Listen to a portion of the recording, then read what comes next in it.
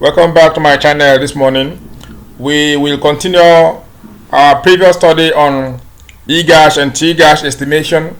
Recall in my previous video, I actually gave out the intuitions behind the exponential Garch and the threshold Garch, and I also exposed the mechanism or the computation or estimation procedures required or involved in the Egarch and the Tgarch processes. But this morning I will take you back to the EV work file where we are going to learn how to estimate the Egarch and Tgarch and have them interpreted appropriately. Recall in my previous video, we actually we used the sports price index, which is an index of the Nigerian burning light crude oil over the period spanning 2000 to 2022. The series was gotten from the Central Bank of Nigeria Statistical Bulletin 2022. And in our last class, we learned how to generate the return to spot price index, which is also what we have here. If you look in the EV work file, we have the spot price here. We also have the return to spot price. Our attention this morning will be relied on the return to spot price because we have generated it previously and we want to make use of it. So if I want to estimate the Egarch and Tgarch, the first thing I'm supposed to do is to ensure that my series is stationary, or that there is a presence of volatility clusterings in my series. So the first thing I will need to do is to visualize my series. To do that, I'll go to view. From view, I will move on to single line graph. Without changing anything, I will just try to visualize my series to see if the series I'm working with has a volatility clustering. And with what we are seeing here, the series lie within a particular threshold, and the movement of the series shows that there is volatility clustering, or that the series under investigation is volatile. So given the fact that the series is volatile, we are expected to actually confirm further using the test for the presence of Ash effects to see if the graphic expression of volatility as shown here is in line with what is expected for us to estimate a typical Egarch and Tgarch model. To have that done, the next thing we are supposed to do is to go to Quick. From Quick, I maneuver to Estimate Equation. From Estimate Equation box, I will now specify my variable.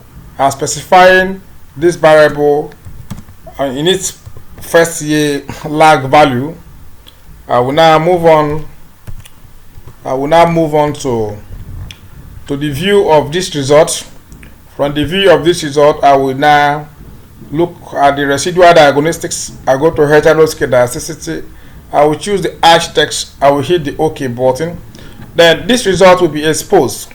This is the heteroscedasticity text, which is the result used in explaining the presence or absence of Ash effect.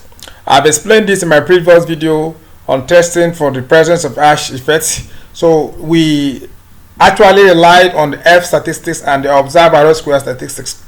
And the rule of thumb is that whenever the F statistics or the observed arrow square statistics probability values are significant, it means that there is a presence of Ash effect.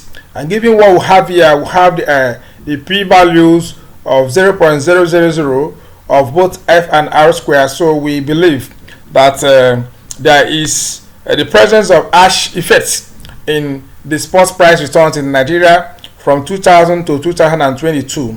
And if you also look at the constant and the square residual, we also have significant probability values. So this, to a very long extent, explains the fact that the spot returns in Nigeria is volatile, and that it is necessary that we use the Ash framework in this estimation. And given this conclusion, the next thing we are supposed to do is to estimate a simple Egarch model. To do that, we go back to, I may decide to go back to estimate. Then I will change the estimation method from least square, I will now select hash. So once I select hash, I will be exposed to this. So to go to Egarch, the first thing I'm supposed to do is to click Egarch. If I click Egarch, I will be exposed to this. So if I click Egarch, this is how the estimation portal will look like. So to ensure that I am actually working on the Egarch framework, I will go to option. I will choose my optimization method to eViews legacy. Always choose eViews legacy. That is in line with the approach adopted by HeartStories and Hall. And I'll go back to modification or specification rather. I will not change any other thing. The asymmetric order will remain 1. I will leave it at that. If I hit the OK button, I will be exposed to a result that looks like this. This is the Egarch estimation, and this is how the result appears. And this is how the Egarch result appear. We have C1, C2, C3, C4, C5, and C6. I will copy this result neatly to a Microsoft Word where I'm going to look at the components of this result one after the other. I'm copying it right away. I'm moving up to a Microsoft Word where we are going to look at the results collectively. Okay, this is my Microsoft Word. I'm loading. So this is the result we just worked on. So if we want to look at this result, we have C1, C2, C3, C4, C5, and C6. Okay, C5 is the asymmetric term. And the rule of thumb for leverage effect is that C5 must be negative and C5 must be statistically significant and less than unity. Then C4 is the hash term, C6 is the Garch term, C3 is the constant of the variance equation, C1 is the constant of the mean equation, while C2 is the log value of the variable under investigation. Then the rule of thumb is that the summation of C4 and C6 must be less than 1. And if the summation of C4 and C6 is above 1, it then means that the estimation procedure does not conform with the rule of thumb, because the rule of thumb is that C4 and C6 must be less than 1. Then to actually estimate the leverage effect requires that C5 must be negative and C5 must be statistically significant. So if we are to interpret this result now, we cannot say that the average of spot price in Nigeria is this, which is the constant value of less than 1%. But the issue is that it is not statistically significant, which implies that the movement in spot price return is not associated with the average of spot price return in Nigeria over the period under investigation. Then if you look at the past value or the past realization, the past value of spot return is a significant indicator of spot price return in Nigeria, which to a very long extent it can also say that the spot price return has a feedback impact on itself, or that as the previous values of spot price return increases, the current value of spot price return will also stabilizes or move forward by 18%, because the coefficient is 0.181062. Then if you look at the variance equation, remember that in the hash framework we have two equations. We have the mean equation and the variance equation. This mean equation is the autoregressive component of the hash system, while the variance equation expresses the time varying volatility of the hash system, which has to do with the square residual of the system.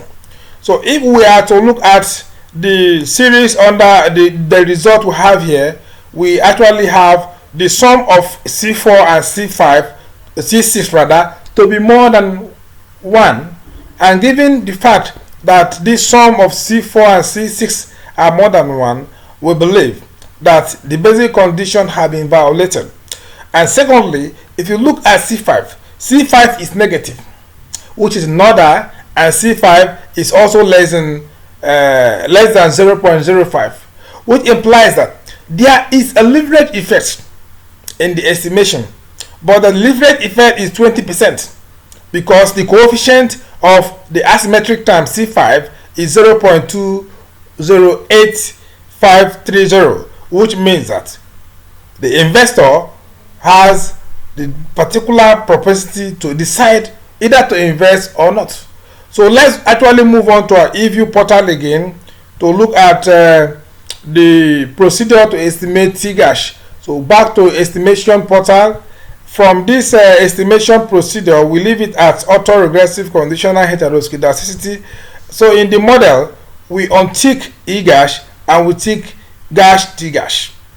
Then the threshold order will remain order 1. We leave it at order 1. We now move on to click the OK button. If you click the OK button, you'll be exposed to this. So if you are exposed to this, we have a scenario where we have a different expression of how the result appear. Let me copy that neatly to a Microsoft Word where we look at it critically. This is my Microsoft Word. This is our Egarch output. So Tgarch output rather. These are Tgarch output. This is how the Tgarch output appears. Let me go down a little.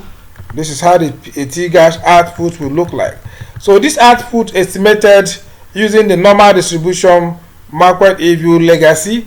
We have the mean equation here. We also have the variance equation. Like I said before, in the ASH framework, we have two results: the mean result and the ASH result. The mean result expresses the autoregressive components of the ASH process, while the variance equation actually gives evidence of the square residual of the system. We have here the constant, which is the average of the distribution, like the previous one, is not significant, while the first period lag value or estimated lag value of sports returns in Nigeria is statistically significant. Then if you are back to the variance equation, we have the constant of the variance equation as being statistically significant like previous. We have the ASH term, which is 0.016429, and it is not statistically significant. We have the Tgarch term, which is 0.18115. It is not statistically significant. But we have the asymmetric term. The asymmetric term is positive and is statistically significant.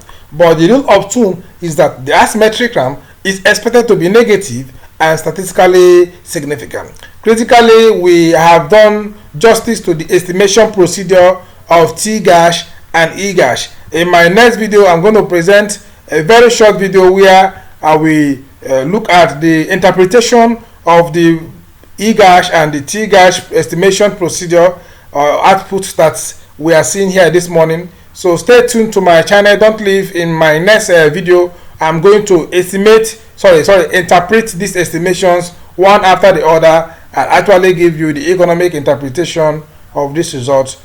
Thank you and God bless you.